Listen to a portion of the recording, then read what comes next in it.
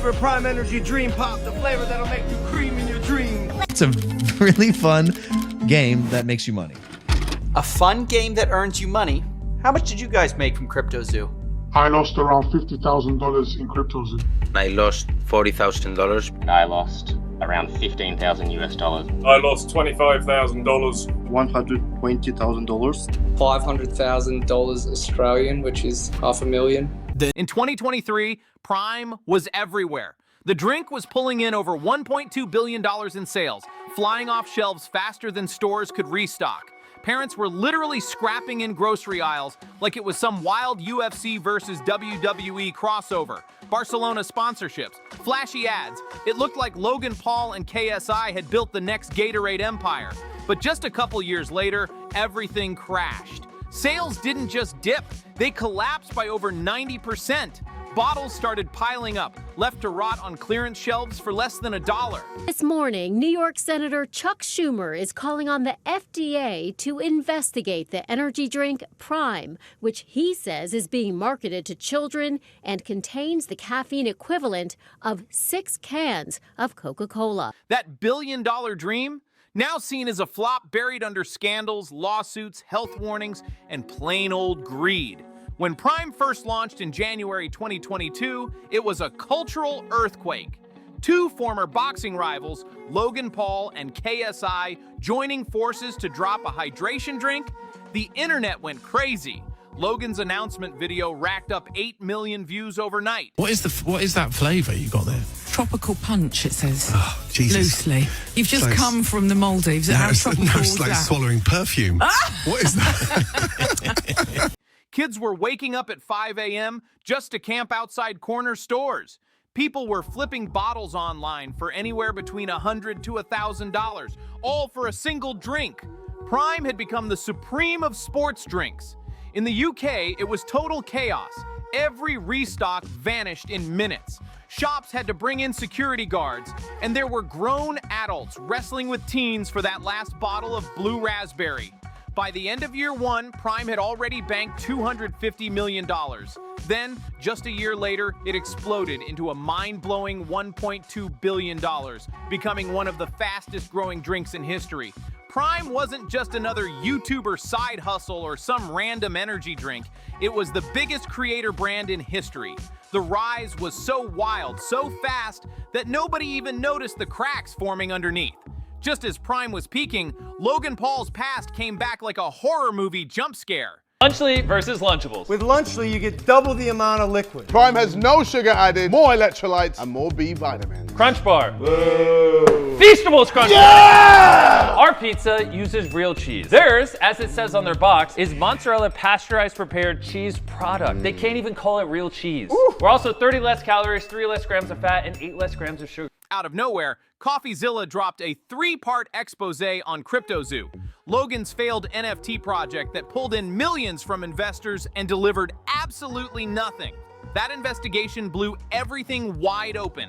Missing developers, shady middlemen, fans who lost tens of thousands of dollars. It was chaos, a full-blown circus. Logan had spent years trying to clean up his image after the Japan forest disaster, and within a single month, it all fell apart again. And instead of just owning up, what did he do? He sued CoffeeZilla because, yeah, nothing says I'm innocent like 5 lawyers trying to shut down a YouTuber. Even after the lawsuit eventually got tossed out, the damage was already done. Parents weren't reading hydration labels anymore, and they were typing into Google, "Who is this Logan Paul guy? Is he a scammer?" Not a great look when your main buyers are teenagers and their parents. But Logan wasn't the only one dragging the brand down. The US government stepped in next. In July 2023, Senate Majority Leader Chuck Schumer went on record demanding an FDA investigation into Prime Energy for packing 250 milligrams of caffeine per can, all while marketing it to minors. To put that into perspective, Coca-Cola has just 34 milligrams, Red Bull has 80, and Prime Energy, a jaw-dropping 250 milligrams.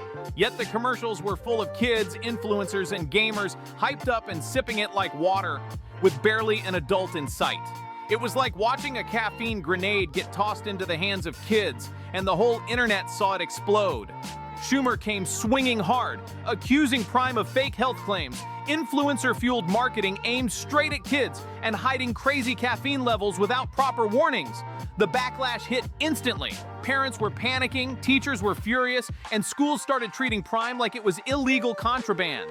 They aren't healthy to consume often, period. First claim from Lunchly is that it's healthier than market leader Lunchables. But the YouTube doctor noted that it's very difficult to accept that. I don't have nutrition facts for each part of the kits. How many calories come from Feastables versus the food component? However, Dr. Mike does give Lunchly some wins. What I was able to conclude, Lunchly has less sugar and therefore less calories, slightly less sodium and saturated fat, does use real cheese. However, the good doctor went on to compare Lunchly's nutritional values to the guidelines set forward by the USDA. Less than 10% of calories should come from saturated fat. Less than 10% of calories should come from added sugars. So then, is it healthier or not? Well, the problem is, it doesn't matter, as the box is officially classed as a UPF, which are linked to cancer and obesity. And because they fall into the category of ultra-processed foods, even the non-caffeinated versions couldn't escape the heat.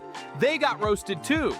Nutritionists started digging deeper, calling out how Prime Hydration was being sold as some elite sports drink used by pros. But when you actually looked at the ingredients, it was basically coconut water on steroids, dressed up with marketing hype. Celebrity chef Gordon Ramsay even took a sip and said it tasted like drinking perfume. The internet didn't just laugh, it agreed. That once hyped drink that people used to pay $100 a bottle for, now it could barely sell for $2. The magic was gone, replaced by side-eye and suspicion.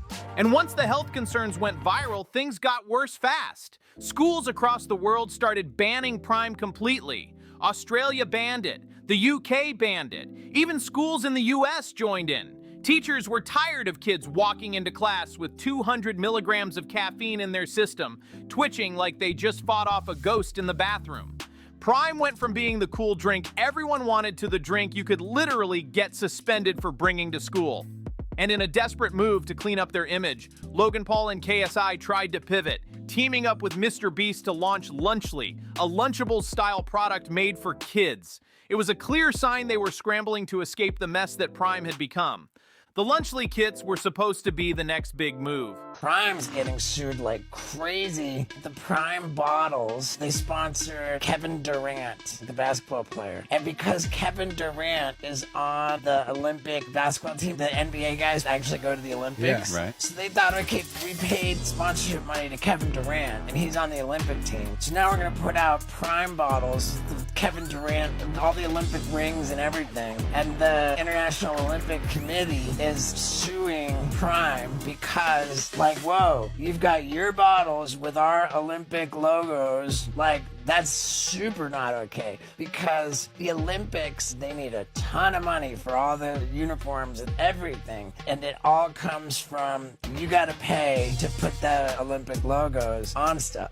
And Prime paid Kevin Durant. Prime did not pay the Olympics, so their exposure in that lawsuit is pretty major. Each box came with a tiny, underpowered meal, a questionable chocolate bar, and of course, a Prime drink tucked inside. It was pure brand synergy, the lunchbox version of a marketing stunt. But the backlash hit instantly. Journalist Dan Tedium blasted them online, accusing Logan and KSI of exploiting kids for cash, and his tweet went viral in just hours. Then Dr. Mike dropped a video that made things even worse. He broke down the nutrition facts, revealing that each Lunchly meal had only 230 calories, while the average kid's lunch should be closer to 625. He even said that to get enough energy, a kid would have to eat 3 Lunchly kits, but doing that would overload them with sodium. It was basically a lose-lose situation. And just when it seemed the PR storm couldn't get any uglier, Anna Panino blew the whole thing open. She filmed herself unboxing a Lunchly kit on camera and found the food covered in mold. Mold! The video went viral overnight and people were furious. They were literally shipping moldy lunches to children. What was meant to save Logan Paul and KSI's reputations and show they were serious businessmen instead turned into one of the year's biggest PR disasters. At that point, Prime was already losing hype. Kids were getting bored, moving on to the next trend. And now, even their big comeback project had crashed too. The brand that once ruled shelves was now becoming a punchline. and no flashy collab could save it. By 2024, these three, Logan Paul, KSI, and Mr. Beast, looked like total clowns with two massive business flops on their hands. But things didn't just stop at bad PR. They went legal.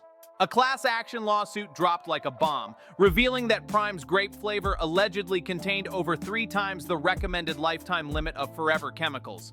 The same toxic stuff linked to serious long-term health issues. The outrage was immediate and wild. Parents freaked out, stores yanked Prime off shelves, and headlines exploded everywhere. Sales didn't just slow, they cratered. In the UK, sales were down 70% year over year.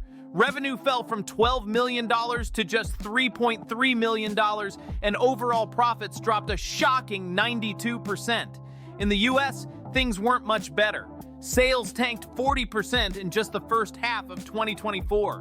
By the time 2025 rolled around, Prime wasn't selling out anymore. It was being cleared out. You could find bottles at dollar stores tossed into the "please take me" section. It was sad to watch, honestly, because if you think about it, most people never really liked drinking Prime for the taste. It was all about the hype. Kids were buying it just because everyone else was. It was a manufactured craze, built on social media trends, not actual flavor or quality. And once the hype died, the product died with it. Just like those fidget spinners back in 2015, remember how everyone went crazy for them? But by 2025, nobody's buying a fidget spinner anymore, right? Prime became the same story, a fad that burned bright and vanished fast. And if you thought Logan Paul's crypto mess was bad, well, wait until you hear what KSI got caught up in next. His infamous XCAD pump and dump coffee scandal. Things were about to get even messier.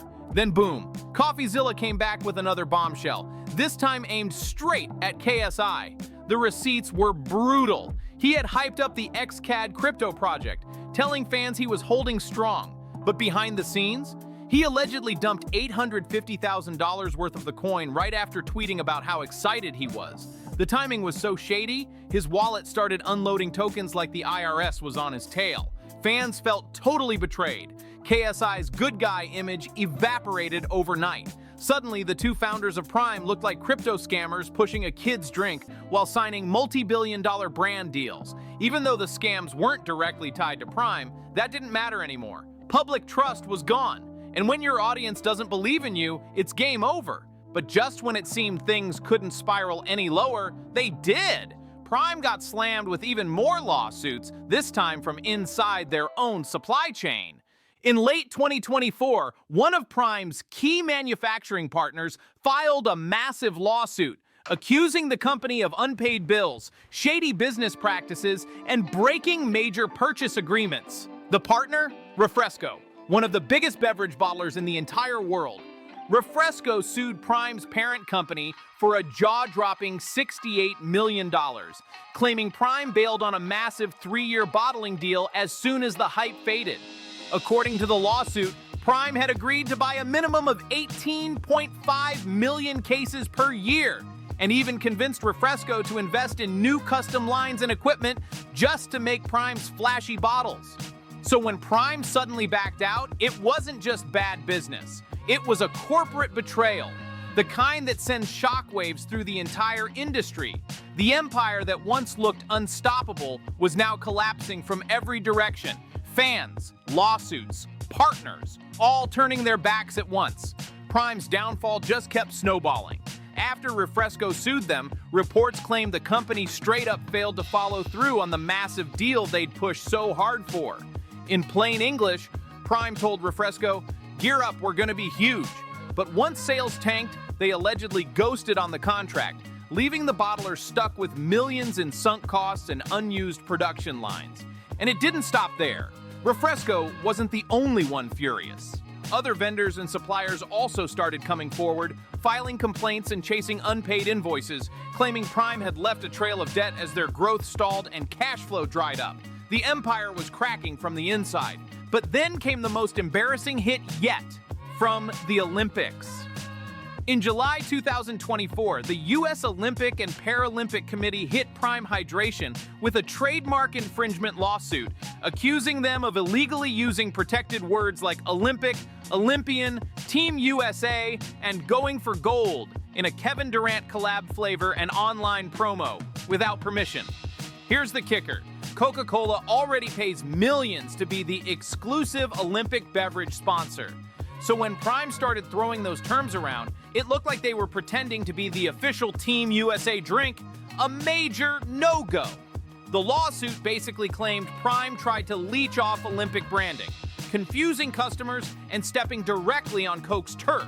By that point, Prime wasn't just losing momentum, it was losing everything. The brand that once ruled the internet had turned into a legal punching bag, hit from every direction. Fans, governments, suppliers, and now even the Olympics.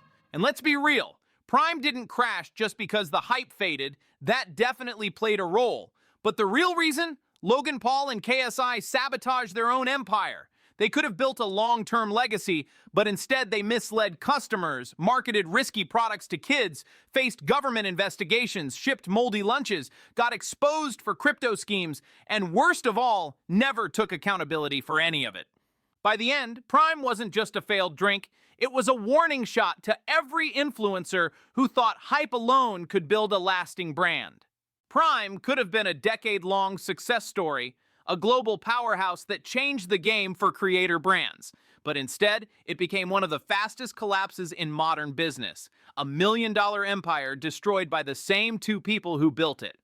Logan Paul and KSI didn't just ruin Prime, they exposed the dark side of influencer fame.